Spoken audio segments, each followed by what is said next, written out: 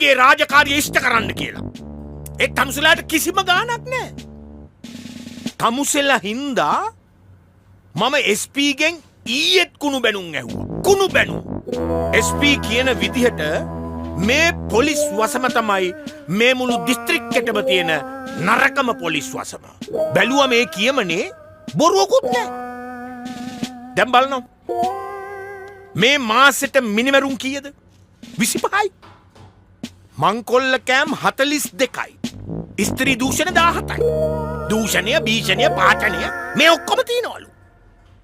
මේ පොලිසියේ ඉන්න උසස් නිලධාරියා හැටියට කවුද මේවට උත්තර දෙන්න ඕනේ?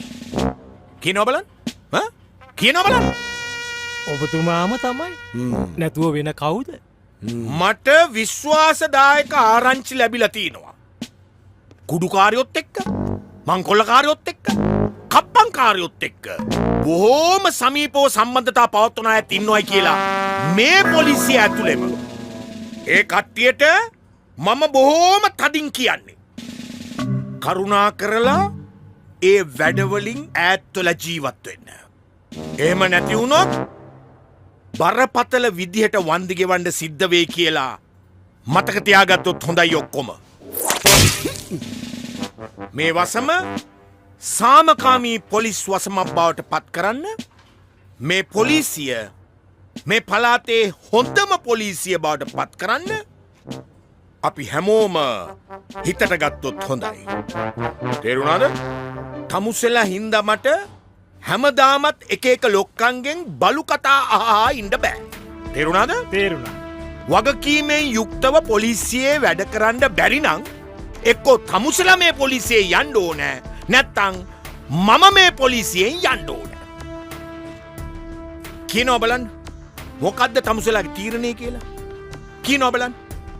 කවුද යන්න ඕනේ? සර්ට යන්න කියමු. අපි ඉඳිමු. පුඤ්ඤසෝම මොනවද කිව්වේ? මුකුත් නෑ සර්.